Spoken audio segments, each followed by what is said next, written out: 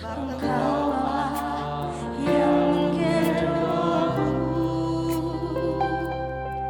tanganmu membelaiku, cintamu memuaskanku, kau mengangkatku ke tempat yang tinggi. Janjimu seperti fajar pagi yang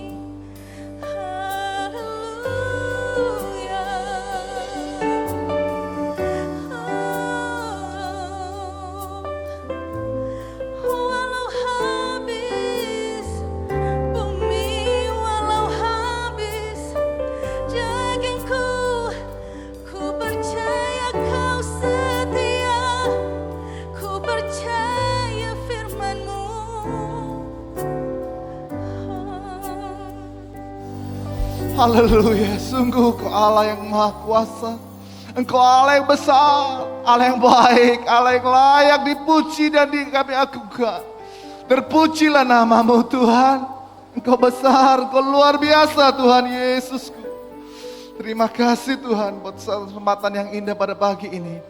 Kami boleh datang ke hadirat-Mu. Kami boleh memuji dan memuliakan Engkau.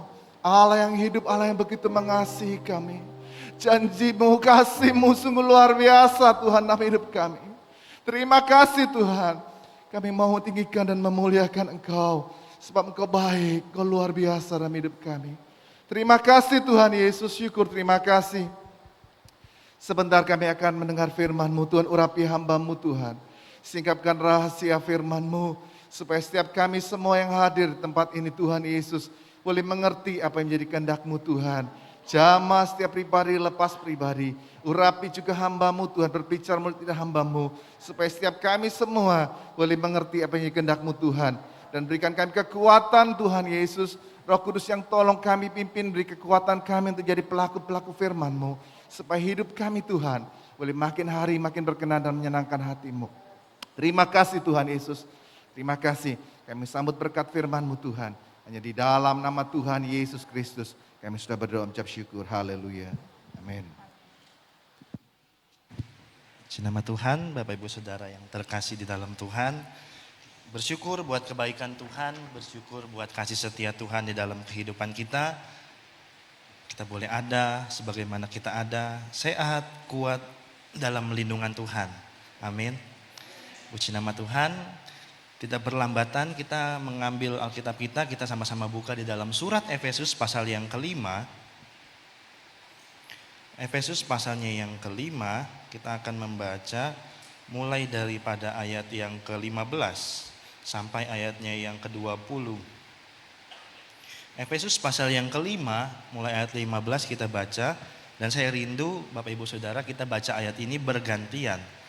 Nah, yang laki-laki bersama dengan saya ayat yang ganjil, dan yang perempuan ayat yang genap. Kita baca mulai dari ayat 15 sampai 20. Jika sudah menemukan katakan amin. Ya, kita sudah siap membaca firman Tuhan. Karena itu perhatikanlah dengan seksama bagaimana kamu hidup. Janganlah seperti orang bebal tetapi seperti orang arif.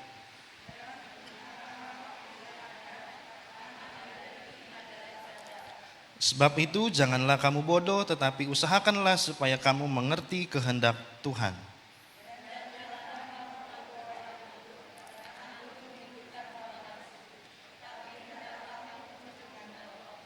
Dan berkata-katalah seorang kepada yang lain dalam mazmur, kidung puji-pujian dan nyanyian rohani. Bernyanyi dan bersoraklah bagi Tuhan dengan segenap hati.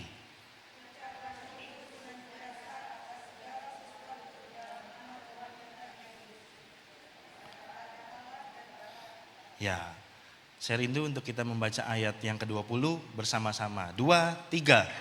Ucaplah syukur senantiasa atas segala sesuatu dalam nama Tuhan kita Yesus Kristus kepada Allah dan Bapa. Amin. Kita melihat Bapak Ibu Saudara dari pembacaan kita di ayat yang kita baca mulai dari ayat 15. Kita melihat kata-kata pertama yang tertulis di dalam Alkitab. Karena itu perhatikanlah dengan seksama, ya. Jadi ada penyebabnya Bapak Ibu Saudara. Karena itu, kalau kita melihat bahwa dalam perikop Efesus pasal 5 ini tentang hidup sebagai anak-anak terang, ya, hidup sebagai anak-anak terang, kita melihat bahwa tidak dipenuhi dengan rupa-rupa kecemaran, keserakahan, ya, dan apapun, ya, yang dengan pikirannya yang kosong dan lain sebagainya. Tapi Rasul Paulus mengatakan bahwa dahulu ya keadaan kita seperti itu, ya, anak-anak yang tinggal atau orang percaya yang tinggal, orang yang belum percaya yang tinggal di dalam kegelapan, ya. Tapi sekarang, ya, dikatakan di dalam ayat yang ke-8, memang dahulu kamu adalah kegelapan, tetapi sekarang kamu adalah terang di dalam Tuhan. Sebab itu hiduplah sebagai anak-anak terang. Dan di situ dikatakan ayat 9, terang berbuahkan kebaikan, keadilan dan kebenaran. Nah, jadi Bapak Ibu Saudara, karena yang itu tadi, ya, makanya ayat yang ke-15 itu muncul sebagai kelanjutan dari ayat-ayat yang ada di awalnya. Mulai dari ayat pertama, 2, 3 sampai ayat yang ke-14 sampai tiba waktunya di ayat yang ke-15 yang menjadi pembacaan kita. Karena itu, ya, karena keadaan yang tadi, keadaan kita saat belum percaya kepada Tuhan, keadaan kita yang masih di luar Kristus, kita ada di dalam kegelapan. Ya, kita ada di jalan di mana yang kita tidak mengerti arah dan tujuannya, ya, karena ada dalam kegelapan. Tapi kata firman Tuhan apa? Sekarang kita adalah anak-anak terang. Ya, makanya karena itu, perhatikanlah dengan seksama bagaimana kamu hidup. Jangan seperti orang bebal, tetapi seperti orang arif. Jadi yang tadi yang di dalam kegelapan, ya seperti orang bebal. Tapi sekarang, ya, kita ada di dalam terang menjadi seperti orang arif. Lalu pergunakan waktu yang ada, ya, sebab hari-hari ini adalah jahat. Ya, kejahatan itu terus mengejar kita, ya. Hari-hari ini adalah jahat. Jadi ya kita melihat bahwa waktu berjalan dengan cepat. Tentu ya Bapak Ibu Saudara kalau sering memperhatikan waktu ya di zaman dahulu sama di zaman sekarang rasanya kok beda ya. Padahal satu hari sama-sama 24 jam ya. Dari zaman dulu sampai zaman sekarang ya waktunya tetap sama 24 jam. Tapi kok rasanya kalau zaman sekarang kok rasanya cepet ya. Baru melek mata pagi terus aktivitas tahu-tahu udah sore lagi ya. Tahu-tahu langit udah gelap. Kok rasanya cepet ya. Pergantian hari atau jam demi jam, waktu demi waktu berjalan dengan cepat. Karena apa? Karena dikatakan bahwa di dalam Injil yang kitab yang lain di dalam Injil ini ya dikatakan oleh Tuhan Yesus, lalu waktunya tidak dipersingkat Bapak Ibu Saudara, maka tidak ada yang selamat di antara kita. Ya, jadi kalau waktunya tidak dipersingkat, maka tidak ada yang selamat. Kenapa? Karena kita sedang berlomba-lomba dengan keadaan dunia yang semakin jahat. Ya, dengan pikiran-pikirannya yang beberapa mungkin bulan-bulan yang lalu yang Bapak Gembala khotbahkan ya tentang menawan pikiran lalu ditawan dengan dalam Kristus pikiran kita. Ya, karena apa? Karena banyak kontaminasi dari luar yang berusaha mencemari pikiran kita.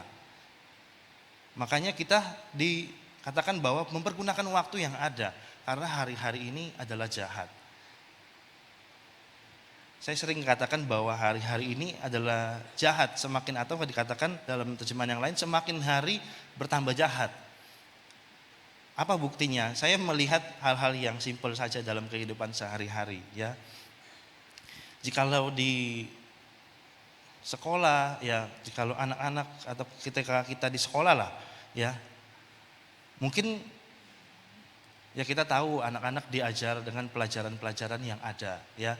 Ada bidang studi yang ada, mata pelajaran yang ada ya. Ada IPA, ada IPS, matematika, ya bahasa Indonesia, bahasa Mandarin, bahasa Inggris dan lain sebagainya. Tidak ada pelajaran mencontek ya. Tapi kenapa anak-anak yang ada ya, bahkan mungkin dulu waktu kita sekolah ya kita lihat teman-teman kita kok mahir sekali mencontek ya. Padahal nggak ada bidang studinya ya, tidak ada jurusan ke arah sana ya. Tidak ada kuliah penjurusan ke arah sana, nggak ada ya. Tapi kok rasanya mahir sekali ya. Ada yang ditulis ya. Kalau anak-anak SMA celananya kan panjang, tulisnya di kaki ya. Celananya kan panjang nanti diangkat ya. Ada yang diselipin di bawah sepatu ya. Ada yang fotokopi diperkecil malah ya. Kita melihat bahwa itu karena hari-hari ini adalah jahat ya. Jadi semakin hari dunia ini sedang menawarkan hal-hal yang dalam tanda kutip benar bagi dunia ya. Bukan bagi Tuhan atau menurut firman Tuhan. Benar bagi dunia, berusaha ditawarkan kepada kita semua, khususnya orang-orang percaya. Ya, jadi karena hari-hari ini adalah jahat, makanya firman Tuhan katakan pergunakan waktu yang ada. Ini sudah pernah saya khotbahkan waktu yang lalu. Ya, jadi pembahasan kita hari ini lebih menekankan kepada hal-hal yang selanjutnya. Sebab itu janganlah kamu bodoh, tetapi usahakanlah supaya kamu mengerti kehendak Tuhan.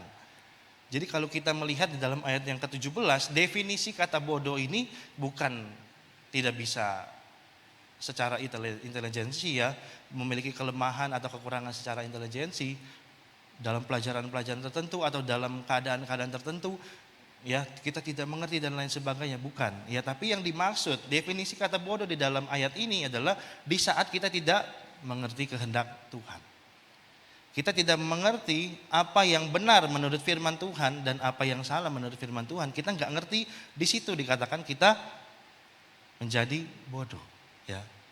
Kita balik lagi ya, seperti dalam perikop yang kelima ini, anak-anak terang dan anak-anak gelap. Kita sudah ditebus ya, dipanggil keluar, makanya menjadi gereja ya, bernama eklesia. Keluar ya, kaleo dipanggil keluar dari gelap ya. Tadi yang pikirannya gelap ya, sama seperti kalau ruangan ini lampunya semua dimatikan, maka jadi gelap ya, pasti semua akan bertabrakan satu sama lain. Coba kalau pas bubaran lampunya dimatikan semua ya, apalagi keadaan sedang hujan, mendung, tidak ada sinar matahari, pasti semuanya bertabrakan ya. Karena tidak mengerti kehendak Tuhan. Dan ayat yang ke-18, janganlah kamu mabuk oleh anggur, karena anggur menimbulkan hawa nafsu, tapi hendaklah kamu penuh dengan roh, dan berkata-kata seorang kepada yang lain dalam mazmur, kidung, puji-pujian, nyanyian rohani, bernyanyi dan bersoraklah bagi Tuhan dengan segenap hati. Dan tibalah ayat yang ke-20, ucaplah syukur senantiasa atas segala sesuatu dalam nama Tuhan kita Yesus Kristus kepada Allah dan Bapa kita. Nah, ini yang akan menjadi pembahasan kita pada hari ini. Ucaplah syukur senantiasa ya atas segala sesuatu. Kita melihat bahwa tema kebenaran atau judul kebenaran firman Tuhan kita pada hari ini mengucap syukur dalam segala hal ya, atau mengucap syukur senantiasa. Jadi kita melihat Bapak Ibu Saudara ya, di dalam Efesus pasal yang kelima ayat yang ke-20, kita diajak oleh firman Tuhan untuk mengucap syukur. Tapi kalau Bapak Ibu Saudara melihat ya, kenapa saya mengajak untuk kita membaca dari ayat yang ke-15 ya, supaya kita mengerti ya bahwa mengucap syukur ini merupakan salah satu ya respon kita dari apa yang disampaikan oleh firman Tuhan ya di ayat yang ke-16 tadi. Jadi pergunakan waktu yang ada. Nah, respon kita untuk mempergunakan waktu yang ada ya, agar tidak terjerat dengan hal-hal yang jahat, salah satunya adalah dengan mengucap syukur. Jadi ini salah satu respon kita ya, untuk kita melakukan firman Tuhan yang dikatakan mempergunakan waktu yang ada ya, menebus waktu yang ada ya, dalam terjemahan bahasa Inggris redeem your time, menebus waktu yang ada, salah satunya dengan mengucap syukur. Karena apa Bapak Ibu Saudara? Kalau Bapak Ibu Saudara melihat di dalam 1 Tesalonika pasal yang kelima ya, bersyukur ini merupakan ya salah satu dari hal-hal yang dikehendaki oleh Tuhan. Kalau di dalam 1 Tesalonika pasal yang kelima, di situ ada, saya sering menyingkatnya dengan 3B.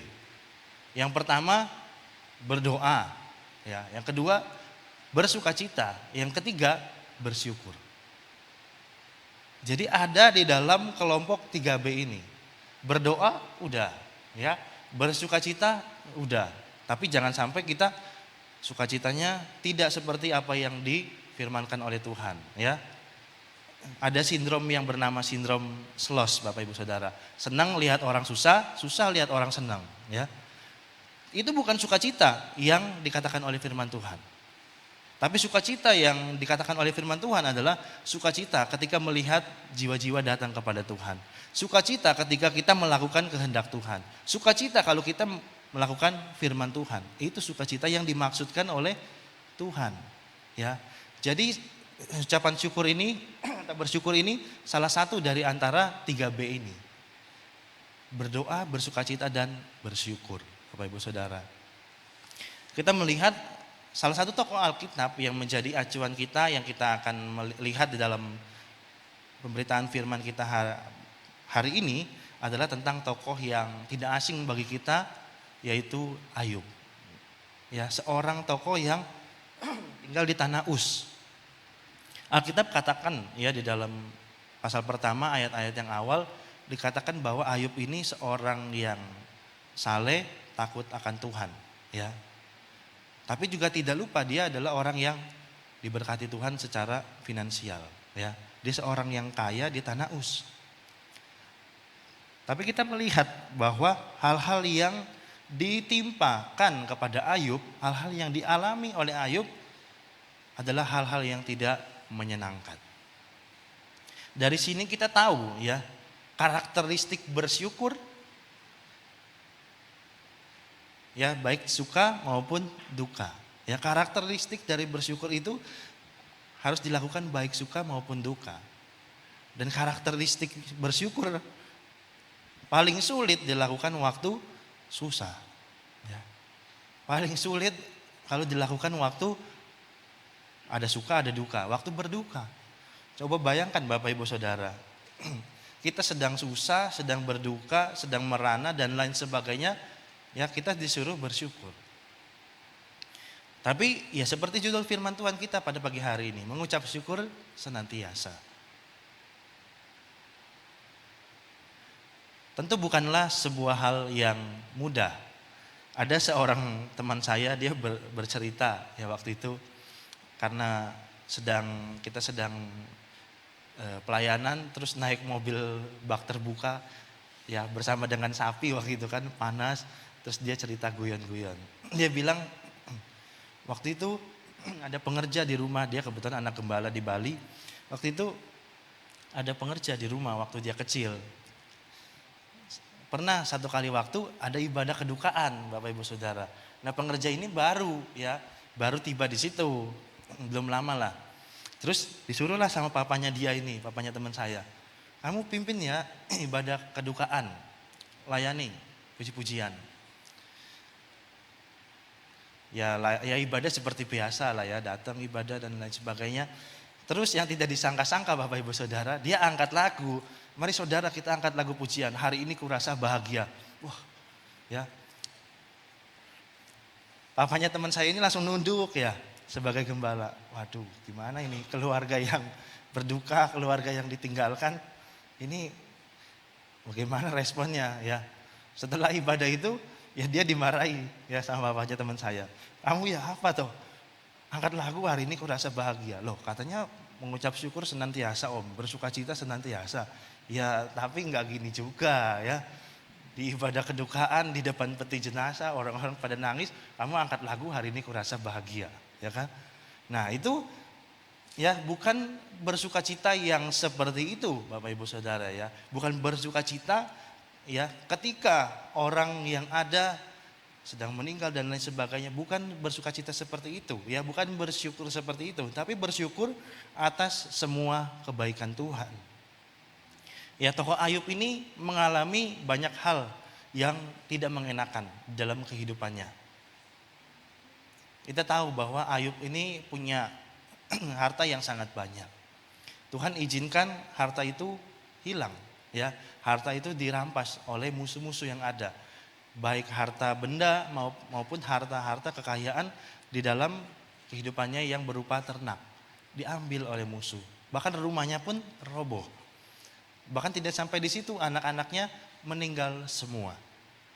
Di dalam keadaan yang tidak punya apa-apa, ya, Ayub kita melihat dia masih bisa bersyukur, ya. Dalam pasal yang pertama maupun pasal yang kedua, ya, selalu kita melihat di dalam ayat-ayat terakhir dalam pasal itu. Ayat itu contohnya di dalam pasal pertama ayat yang ke-22, dalam kesemuanya itu Ayub tidak berbuat dosa dan tidak menuduh Allah berbuat yang kurang patut. Ya Bapak Ibu Saudara, Ayub ini adalah gambaran anak Tuhan yang walaupun menghadapi keadaan yang sulit, menghadapi keadaan yang tidak mengenakan, ya, menghadapi keadaan yang pokoknya sesuatu yang pahit lah ya. bagi jasmani dia, bagi apa yang dilihat olehnya. Kita sebagai anak Tuhan, kita beriman kepada Tuhan. Tapi seringkali realita yang ada di depan mata kita, realita yang ada di depan kehidupan kita, yang sedang kita alami, kadangkala bisa membuat keadaan-keadaan yang tidak menyenangkan di dalam kehidupan kita. Ya, tidak mengenakan di dalam kehidupan kita. Sama seperti Ayub, dia seorang yang saleh Bapak Ibu Saudara dikatakan. Dia takut akan Tuhan. Ya. Tapi pencobaan dari iblis itu datang di dalam kehidupannya dan Ayub ini harus mengakui bahwa keadaan itu nggak enak. Ya. Dia nggak bilang, wah ini nggak apa-apa ya, puji Tuhan semuanya datang menimpa saya. Ya terus dia girang-girang. Nggak seperti itu Bapak Ibu Saudara. Ayub ini masih manusia. Ya. Ayub ini dia tinggal ya di dalam kesedihan tentunya. Karena semuanya hilang dalam kehidupannya. Tapi ya pelajaran yang penting yang kita dapat ambil dari pribadi Ayub, dia masih bisa bersyukur. Padahal ya secara kasat mata tidak ada lagi yang bisa disyukuri ya Bapak Ibu Saudara. Secara kasat mata tidak ada lagi yang bisa disyukuri. Mau ke rumahnya roboh. Mau ketemu anak-anak ya kadang menjadi penghiburan, gak ada. Meninggal semua. Ya. Mau wah gak apa-apa wis ya nengok ternaknya diambil orang Bapak Ibu Saudara. Diambil semua, ya diambil musuh, dijarah. Hanya tinggal istrinya saja, ya. Tapi ya istrinya itu tidak mendukung Ayub. Ya, dia berkata untuk mengajak Ayub untuk meninggalkan Tuhan. Jadi Ayub ini kita melihat Bapak Ibu Saudara adalah sosok yang luar biasa saya katakan di dalam Alkitab, ya. Mungkin sejauh saya membaca ya dalam banyak pasal di dalam Alkitab ini, mungkin tidak ada seperti tokoh Ayub ini. Ada yang hampir mengimbangi mungkin Yusuf, ya. Tapi tidak pernah ya seperti Ayub ini. Yusuf memang kehilangan semua. Yusuf ditawan dan lain sebagainya. Tapi Yusuf masih hidup yang nantinya hidupnya tetap ada enaknya, ya. Tapi kalau Ayub ini kita melihat Bapak Ibu Saudara, datang silih berganti. Ya, bahkan dia dari pasal 1 ke pasal 2 itu semuanya udah hilang Bapak Ibu Saudara. Dan Tuhan baru pulihkan di pasal 42. Kita melihat ada 40 pasal yang harus dilalui oleh Ayub. Ya, kita hitung secara matematis saja kok panjang amat ya, kok lama amat. Dari pasal 2 semua udah hilang Bapak Ibu Saudara. Semuanya udah hilang. 42 baru dipulihkan. Jadi kita melihat Bapak Ibu Saudara hal-hal yang gak enak, tidak menyenangkan baginya. Tapi Ayub bisa ya melakukan atau menjalani atau melewati itu semua dengan ucapan syukur. Yang menjadi pertanyaan kita yang kita pelajari hari ini adalah mengapa ya Ayub kok bisa dia tetap bersyukur walaupun dia ada di tengah badai hidup. Ya. Walaupun dia ada di tengah keadaan yang sungguh sangat menjepit dia. Kenapa sih? Ya, apa alasannya? Ya, inilah yang sama-sama kita mau lihat bersama dan menjadi pembelajaran kita bersama dalam firman Tuhan kita pagi hari ini. Yang pertama, mengapa Ayub dapat bersyukur walaupun dia ada di tengah-tengah badai kehidupan. Badainya belum berhenti Bapak Ibu Saudara, tapi Ayub sudah bisa bersyukur. Dia nggak tunggu, nanti kalau Tuhan sudah izinkan ya, anakku dikasih yang baru ya, dikasih ganti, istriku melahirkan, aku baru bersuka cita, aku baru bersyukur karena ada ganti dari Tuhan. Enggak. Ya, Ayub tetap bersyukur walaupun masih dalam badai kehidupan. Alasannya apa? Yang pertama, karena Ayub tidak melupakan kebaikan Tuhan. Karena Ayub tidak melupakan kebaikan Tuhan. Ada lagu lama yang berkata, hitung berkatmu satu persatu, ya. Count your blessing. Jadi ya mungkin sebenarnya hal yang sepele ya. Kita menghitung kebaikan Tuhan, menghitung berkat-berkat dari Tuhan, itu sebetulnya hal-hal yang mudah dilakukan ya Bapak Ibu Saudara. Tapi seringkali kita lupa melakukannya. Mudah dilakukan tapi kita lupa melakukannya. Menghitung kebaikan Tuhan. Ya. Ayub bisa bersyukur walaupun di tengah-tengah badai kehidupan karena dia tidak lupa sama kebaikan Tuhan. Tuhan sudah tolong Ayub di tanah Uz, ya, sudah memberkati kehidupan Ayub, ya, dengan harta benda, dengan ternak yang ada, bahkan dengan anak-anak yang ada. Ayub bisa bersyukur karena dia nggak lupa kebaikan Tuhan. Ayub berkata, ya, kepada istrinya yang merupakan bentuk dari Ayub tidak lupa akan kebaikan Tuhan. Istrinya berkata kepada Ayub di dalam pasal 2 ayat yang ke-9, masih bertekunkah engkau dalam kesalehanmu? Kutukilah Allahmu dan matilah. Tetapi jawab Ayub kepadanya, engkau berbicara seperti perempuan gila. Ya. Apakah kita mau menerima yang baik dari Allah tetapi tidak mau menerima yang buruk? Dalam kesemuanya itu Ayub tidak berbuat dosa dengan bibirnya. Kita melihat yang membuktikan Ayub tidak lupa akan kebaikan Tuhan adalah dalam kesemuanya itu Bapak Ibu Saudara. Ya, di ayat yang ke-10 tadi, di bunyi ayat terakhir ini, ya, ayat yang ke-10 tadi itu, dalam kesemuanya itu Ayub tidak berbuat dosa dengan bibirnya. Sebetulnya Ayub layak marah, ya. Sebetulnya Ayub layak untuk mengeluh dengan keadaan yang ada dalam kehidupannya. Kok badannya nggak selesai-selesai, Tuhan? Kok keadaanku udah nggak baik, ya? Terus nggak baik lagi, terus nggak baik lagi. Kok begitu terus, ya? Ibaratnya seperti orang yang sudah jatuh, terus ketimpa tangga, ketimpa genteng, ya ketimpa semua terus ketimpa terus, ya. Jadi sangat sulit untuk bangkit, tapi Ayub bisa bersyukur. Karena Ayub gak lupa kebaikan Tuhan. Ini alasan yang sangat kuat Bapak Ibu Saudara. Untuk kita bisa bersyukur, ya. Kadang ya kalau kita seperti khotbah Jumat yang lalu memfokuskan diri kepada Tuhan.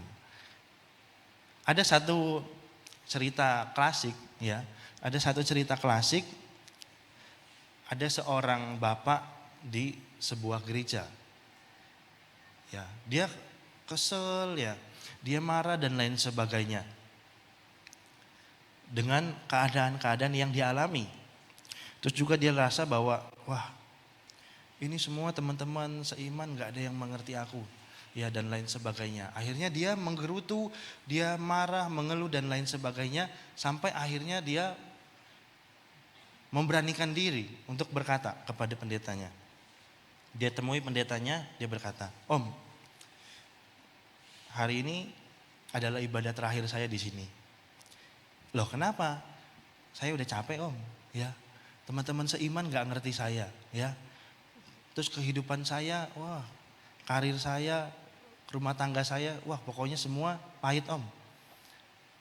Tapi teman-teman seiman bukan menghibur saya, bukan mendukung saya, tapi menjatuhkan saya.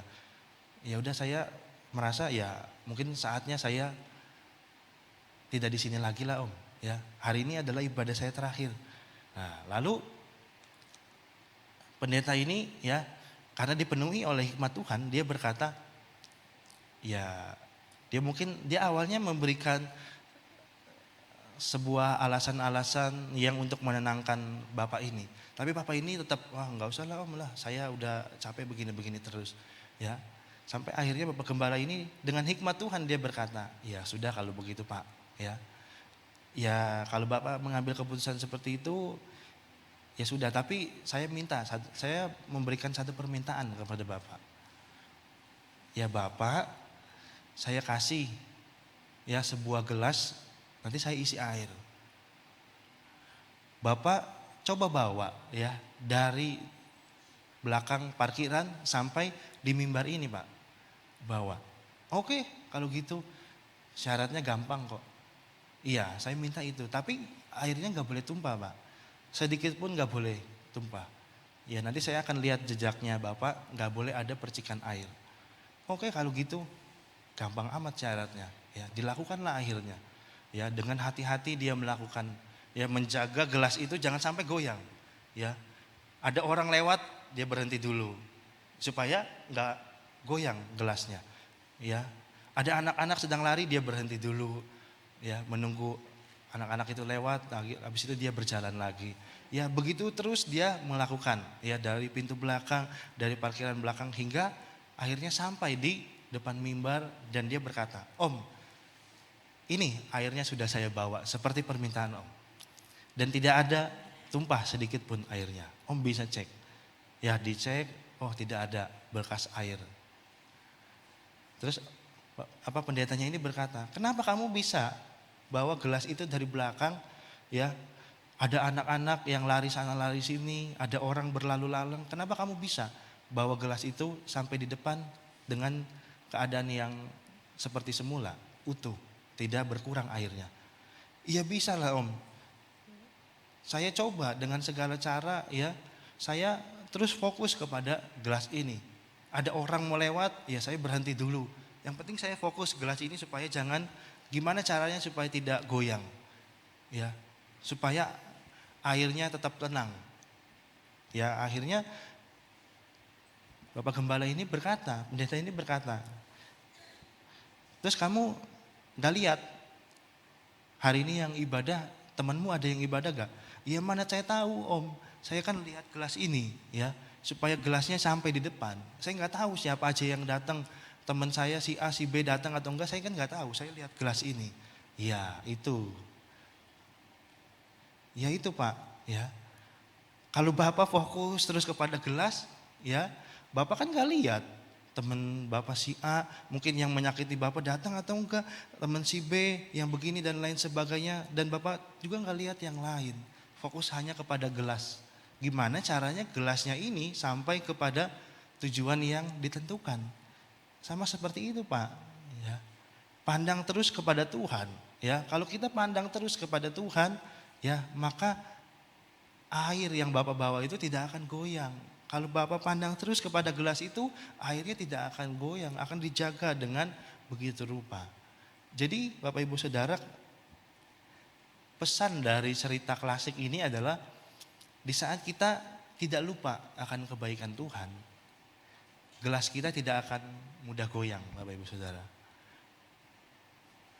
Gelas kita tidak akan tumpah sana tumpah sini akhirnya enggak karuan, ya. Karena kita fokus ya kepada caranya gelas ini sampai di tujuan. Ya begitu juga iman kita. Kita fokus kepada Tuhan, ya, dari garis di mana kita hidup, dari tempat di mana kita ada sampai nanti kita dipanggil pulang oleh Tuhan. Kita tidak akan mudah goyah, Bapak Ibu Saudara. Tidak akan airnya nyiprat ke sana, nyiprat ke sini, ya. Akhirnya enggak karu-karuan, tumpah, becek dan lain sebagainya. Karena kita fokus kepada tujuan kita yang ada di depan. Tidak lupa dengan kebaikan-kebaikannya Tuhan.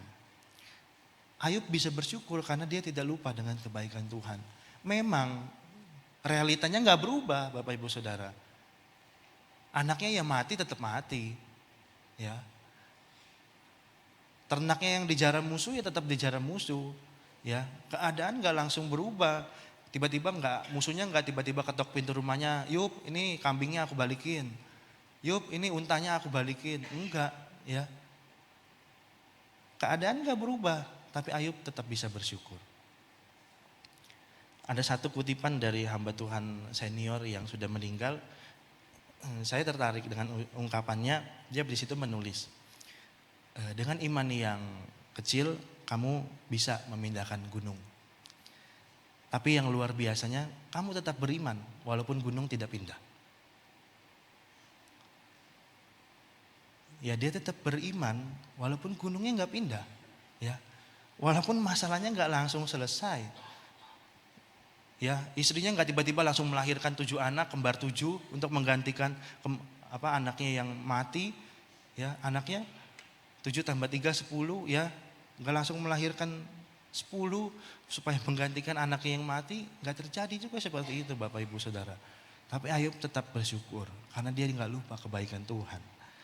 Yang kedua, yang membuat Ayub tetap bisa bersyukur di tengah badai kehidupan yang dia alami adalah Ayub memilih dan memutuskan untuk tidak menilai Tuhan karena suatu keadaan. Ayub memilih untuk tidak menilai Tuhan karena suatu keadaan. Kita melihat di dalam pasal yang pertama kitab Ayub ini di ayat yang ke-20 sampai ayat yang ke-22. Maka berdirilah Ayub lalu mengoyakkan jubahnya, mencukur kepalanya lalu sujudlah ia dan menyembah.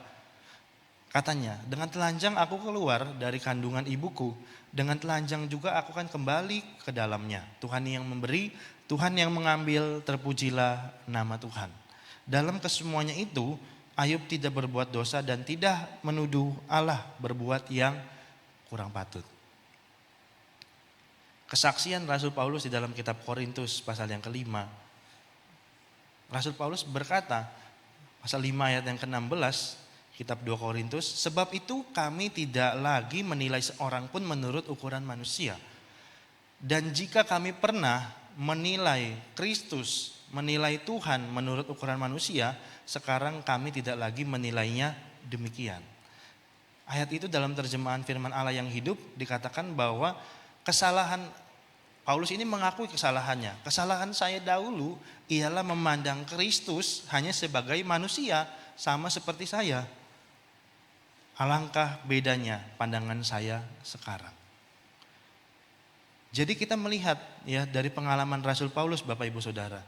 Rasul Paulus menjadi salah karena memandang atau menilai Yesus seperti manusia. Ya, sama seperti dirinya. Terbatas, sama seperti dirinya.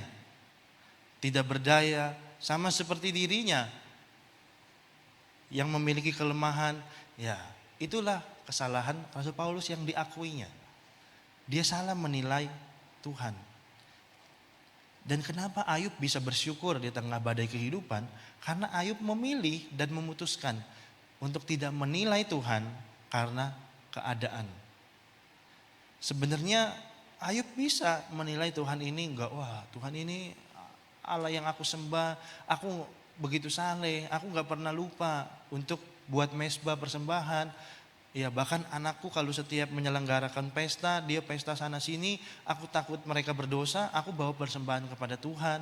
Ya itu tercatat dalam pasal pertama ayat-ayat yang awal Bapak Ibu Saudara. Tapi kok yang aku alami seperti ini.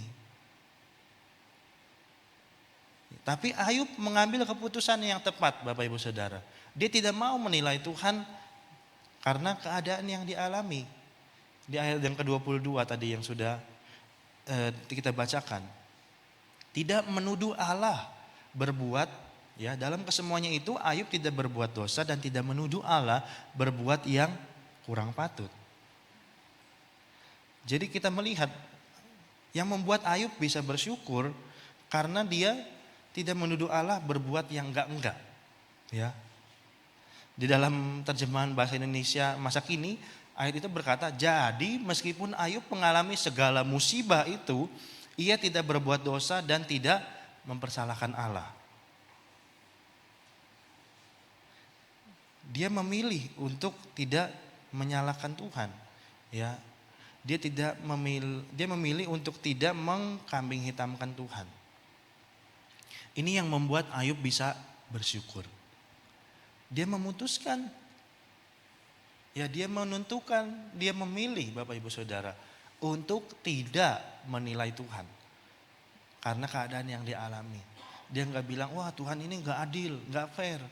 Masa aku bawa persembahan, bawa selalu ingat membuat mezbah, selalu tidak lupa berdoa, menolong orang yang ada di sekitarku, ya. Kan Ayub dikatakan saleh, Bapak Ibu Saudara. Tingkatannya itu bukan baik lagi, tapi saleh. Saleh itu wah, pokoknya ya segala sesuatu yang baik yang dalam diri manusia itu terangkum semua dalam kata saleh itu. Ya, Ayub ini dikatakan saleh. Jadi dia mengalami keadaan seperti itu yang tidak mengenakan, ya musibah itu dikatakan tadi dalam firman Tuhan di dalam terjemahan bahasa Indonesia masa kini, segala musibah itu menimpanya. Ya, Ayub nggak berkata, wah Tuhan ini nggak adil, curang, ya nggak fair, nggak benar barangkali, ya. Kenapa bukan tetanggaku, ya, yang suka mencuri itu aja yang ditimpa musibah, ya? Kenapa bukan belakang rumahku aja, ya, yang suka mencuri, yang suka nyolong itu aja Tuhan yang dikasih musibah, dikasih malapetaka. Kenapa mesti saya? Ya, kenapa mesti saya dan keluarga saya? Tapi Ayub memilih untuk tidak menilai Tuhan seperti itu. Dia tidak memilih untuk tidak menilai Tuhan karena keadaan atau situasi yang tidak mengenakan yang sedang dia alami. Ya, itu yang membuat Ayub bisa bersyukur. Sama seperti Rasul Paulus tadi, ya, dia mengungkapkan tipsnya, ya, yang dia dulu lakukan salah. Dia ketika dia menilai Yesus, menilai Kristus, menilai Tuhan, ya sama seperti dirinya, akhirnya dia jadi salah. Akhirnya dia tindakan jadi nggak karu-karuan. Kenapa? Kita lihat, ya, kita ingat waktu Rasul Paulus di dalam Kisah Rasul pasal 9. Wah, dia membawa surat kuasa dari imam besar untuk membunuh orang-orang yang percaya kepada Yesus. Karena apa? Karena dia pikir, ngapain orang percaya kepada Yesus? Wong Yesus sama seperti aku manusia. Itu yang diakui oleh Rasul Paulus, ya. Kesalahanku ialah menilai Kristus sama seperti aku. Jadi dia ngerasa, wah ini orang-orang ini keterlaluan, ngapain nyembah Yesus yang sama seperti aku, sama seperti kita manusia. Jadi dia marah, ya, dia mau bunuh semua orang-orang yang percaya kepada Yesus ini. Tapi dia akhirnya mengakui, itu kesalahanku. Jadi dari situ kita dapat belajar Bapak Ibu Saudara. Kita dapat tipsnya dari Paulus. Untuk tidak menilai Tuhan seperti keadaan yang sedang kita alami. Atau mungkin seperti kemampuan kita berpikir Bapak Ibu Saudara. Ya, ada kata-kata bijak yang berkata, manusia dengan otaknya yang hanya segenggam tidak akan bisa menerjemahkan Tuhan yang besarnya melebihi alam semesta. Jadi seringkali kita, kalau kita menilai Tuhan menurut ukuran kita, sudah pasti secara matematis pasti salah. Karena otak kita cuma segenggam Bapak Ibu Saudara menilai Tuhan yang lebih luas dari alam semesta. Sok-sok ngerti kehendak Tuhan, ya. Menilai Tuhan sama dengan kita sok-sok mengerti apa yang Tuhan mau buat. Wah, Tuhan ini enggak adil, ya. Sama seperti Musa waktu dipanggil sama Tuhan dalam kitab Keluaran pasal 4 kalau enggak salah, ya. Tuhan bilang, Musa, kamu pimpin bangsa Israel keluar dari tanah Mesir. Musa bilang, waduh jangan saya Tuhan, saya lu gak bisa ngomong, ya. Saya lu petah lidah, ya. Gak bisa bicara dengan lancar, jangan saya. Terus Tuhan berkata apa? Siapa yang menciptakan lidah? Tuhan menegur Musa, ya, dengan keras. Siapa yang menciptakan lidah? Atau bahasa kasarnya, kok kamu ngerti-ngerti yo, ya, sok-sok ngerti. Emang siapa yang menciptakan lidah? Musa bilang sama Tuhan, aku ini gak pandai bicara, aku petah lidah. Loh, ngomong kok sama penciptanya. Ya, kita memotivasi Tuhan. Ya Tuhan sudah mengerti Bapak Ibu Saudara. Ya, makanya Ayub bisa bersyukur, ya, karena Ayub dalam keterbatasannya dia mengerti, ya, bahwa Tuhan itu pasti punya rencana yang besar, yang dia nggak bisa pahami di hari itu, yang dia nggak bisa pahami di saat itu. Makanya dia memutuskan untuk tidak menilai Tuhan, karena kalau dia nilai Tuhan pasti salah. Kalau dia berusaha mengambil kesimpulan tentang Tuhan pasti salah. Dan yang ketiga Bapak Ibu Saudara, yang menjadi alasan kenapa Ayub tetap bisa bersyukur walaupun dia ada di tengah badai hidup. Karena Ayub mengerti dan menyadari bahwa lewat permasalahan yang dia alami, dia bisa mengalami Tuhan secara pribadi. Dia bisa mengalami Tuhan secara pribadi lewat permasalahan yang dia alami. Ini yang menjadi tantangan. Ya, menjadi tantangan kita bersama Bapak Ibu Saudara. Menjadi tantangan hamba-hamba Tuhan juga hari-hari ini. Apakah seluruh jemaat yang duduk bersama dalam ibadah bertemu Tuhan secara pribadi? Atau hanya datang setiap minggunya tanpa ketemu Tuhan? Tapi Ayub mengerti, ya, dia menyadari bahwa permasalahan yang ada, yang datang dalam kehidupannya membuat Ayub ini bisa mengalami Tuhan secara pribadi. Yakub dalam kehidupannya, dalam umur hidupnya sampai akhirnya nanti Yakub mengalami Tuhan secara pribadi waktu di Peniel. Yakub ini hidupnya sembrono Bapak Ibu Saudara. Padahal kalau kita lihat ya ungkapan-ungkapan Alkitab, Allah Abraham, Allah Ishak dan Allah Yakub, nggak langsung lompat Allah Yusuf ya. Yakubnya nggak dilewatin, enggak. Ya, Abraham, Ishak dan Yakub itu rumusannya Bapak Ibu Saudara. Menjadi ungkapan-ungkapan di Alkitab. Tapi kita menelisik ke dalam kehidupan Yakub. Dia hidupnya nggak karu-karuan Bapak Ibu Saudara. Memang ya waktu dia lahir ya dikatakan memang memang Yakub ini si bungsu ini akan lebih besar dari yang sulung. Artinya mungkin dia ngerti bahwa Tuhan janjikan saya pasti lebih besar. Paling enggak lebih besar dari kakakku. Tapi yang jadi apa Bapak Ibu Saudara? Dia lakukan semua memang atas dasar apa yang dia tahu dari janji Tuhan itu. Tapi melakukannya dengan caranya sendiri. Makanya dia hidupnya enggak karu-karuan Bapak Ibu Saudara. Tipu sana tipu sini. Ya. Dia sampai di kakaknya, wah kebetulan nih ya lagi capek. Aus kan? Iya aus habis berburu. Pengen minum ya, pengen menyegarkan tenggorokanmu. Iya, aku lagi masak ya. Tapi beli, gak boleh gak beli. Beli pakai apa? Kup? Apa mau tuker binatang? Enggak, tuker sama yang gak kelihatan, hak sulunganmu Kak. Ya wis lah, aku sulungan buat apa toh? Ya, dijual sama Esau. Tapi Yakub menipu Bapak Ibu Saudara. Memang ya, kalau ditanya orang, Yakub kamu kenapa nipu? Loh kata Tuhan kan aku lebih besar dari kakakku. Gimana caranya aku lebih besar dari kakakku? Ya hak kesulungannya harus buat aku toh, supaya aku lebih besar dari kakakku. Karena hak kesulungan di dalam tradisi orang Israel adalah selalu menerima dua kali ganda. Ketika orang tuanya itu memberikan warisan. Itu hak kesulungan. Dia menafsirkan firman Tuhan, janji Tuhan itu dengan caranya yang berpikir. Sampai ya akhirnya Tuhan merombak semuanya Bapak Ibu Saudara. Dan menemukan Yakub ini di Peniel. Akhirnya Yakub betul-betul ketemu Tuhan. Betul-betul mengalami Tuhan secara pribadi. Sampai istilah Alkitab berkata bahwa bergulat dengan Tuhan. Bergulat itu bukan artinya dia berantem terus siapa cari menang, bukan Bapak Ibu Saudara. Tapi yang dikatakan dalam Alkitab ya, mereka bergulat sampai fajar menyingsing, sampai akhirnya dikatakan Yakub ini menang.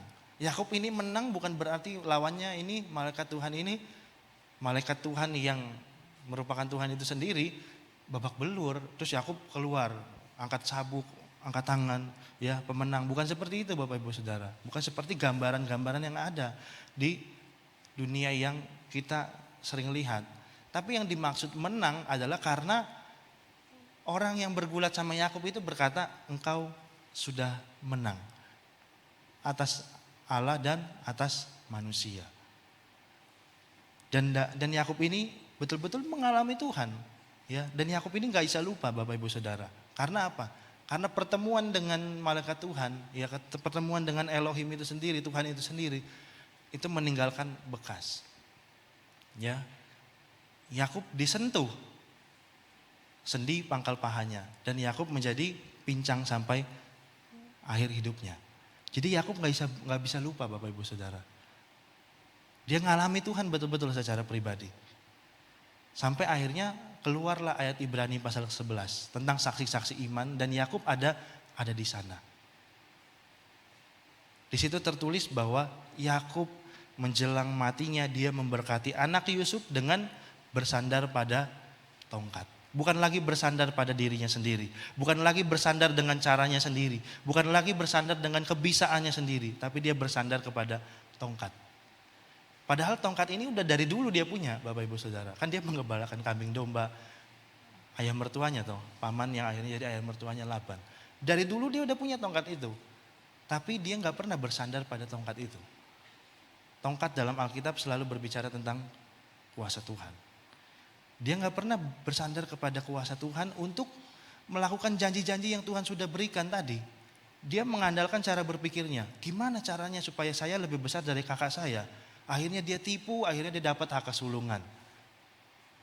Sampai akhirnya dia menanggung akibatnya. Ya dia jadi pelarian, lari sana lari sini supaya nggak ketemu kakaknya. Ya kan? Bukan hanya kakaknya yang ditipu, papanya sendiri juga ditipu. Tapi yang luar biasanya Bapak Ibu Saudara, ya di dalam Kejadian pasal 32. Ketika malaikat Tuhan yang adalah Tuhan sendiri itu berkata, "Siapa namamu?" Yakub menjawab, "Aku Yakub." Sepertinya sepele ya Bapak Ibu Saudara ya. Oh tinggal jawab kok nama. Ya kalau nama saya Jerry ya jawab Jerry toh. Gak mungkin Jerry jawabnya Tom gitu kan. Kan sepertinya sepele ya Bapak Ibu Saudara. Tapi kita boleh lihat ke belakang ya. Waktu Yakub ditanya sama Ishak, "Siapa ini?" "Aku Esau." Ya waktu dia menipu papanya. Dia pakai bulu-bulu domba disalutkan di tangannya. Lalu papanya nanya, "Siapa ini?" Dia bilang, "Aku Esau." Bapak Ibu Saudara. Ini yang kita harus lihat. Luar biasanya ketika Yakub ini sudah mengalami Tuhan secara pribadi, malaikat Tuhan ini tanya, "Siapa namamu?" Dan Yakub ini akhirnya ini enggak cuma seperti orang jawab nama ketika ditanya di customer service Bapak Ibu Saudara.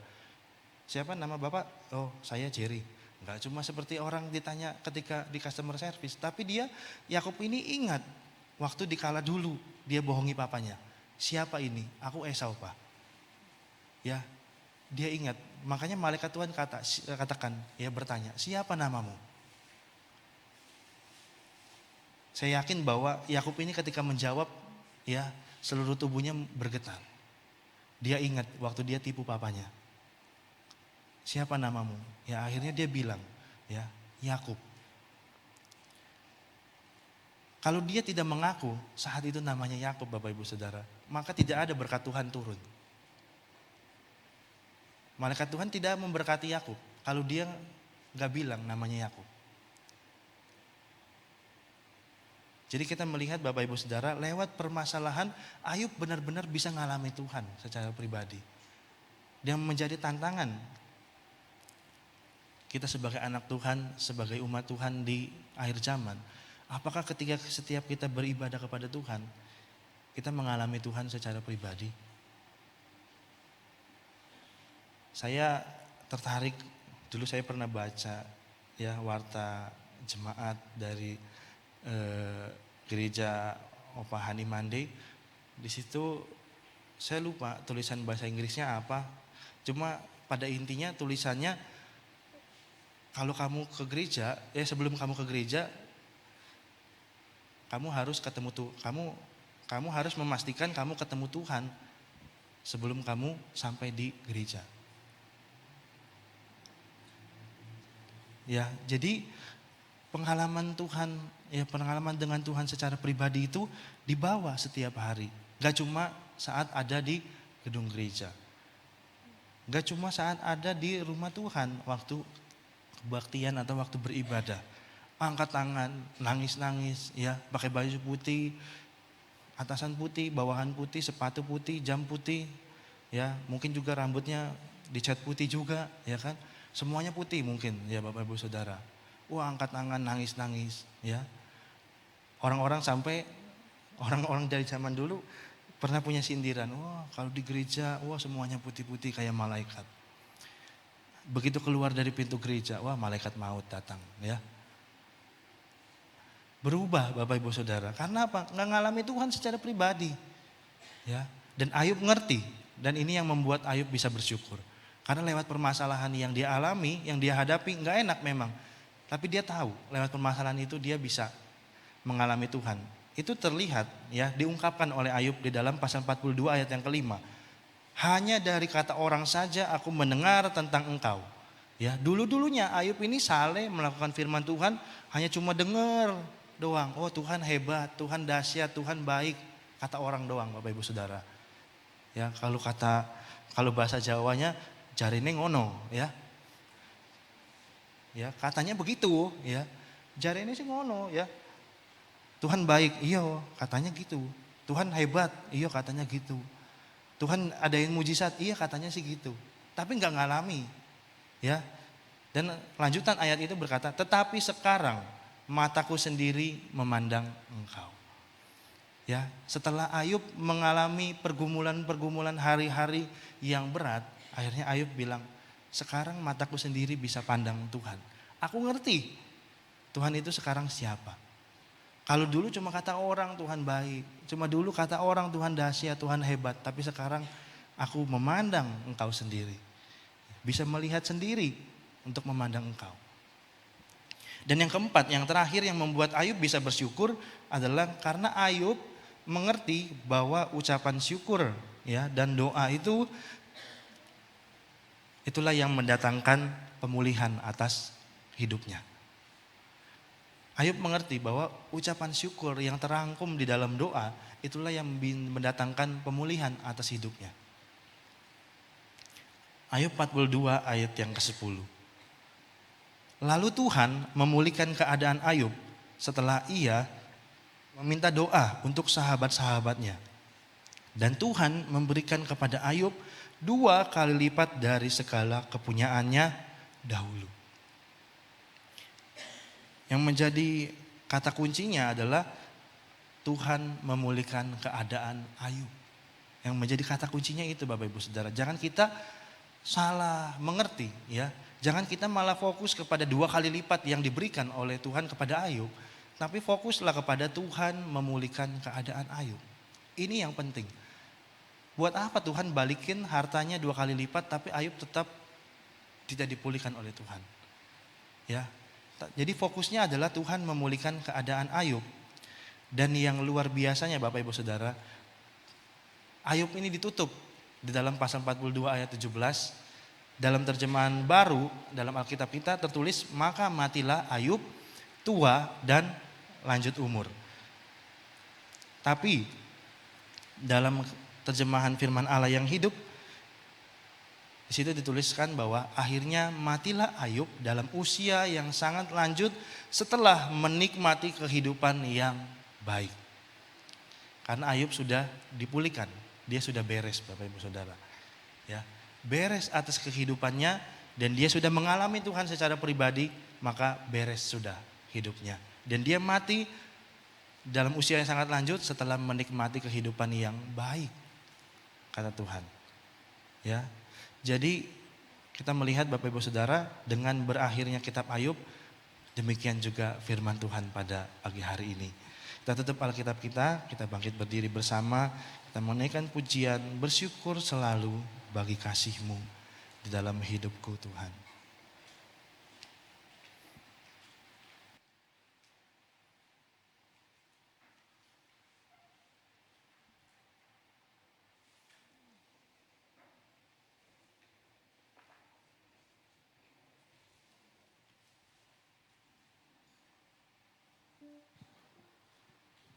Terima kasih Tuhan.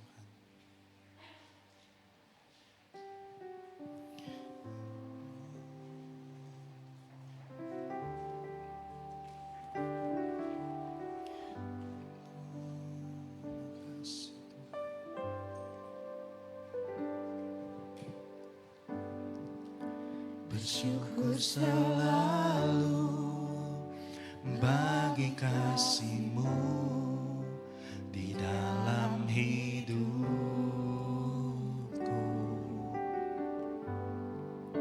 Dan takkan ku ragu atas rencana-Mu untuk masa depanku. Sebagai Bapa yang baik, takkan pernah Kau melupakanku. Sebagai Bapa yang sangat baik, takkan pernah Kau meninggalkanku. Ku kan menari dan bersuka karena-Mu, oh Yesusku, dan ku kan minum air-Mu sebagai rusa rindu selalu.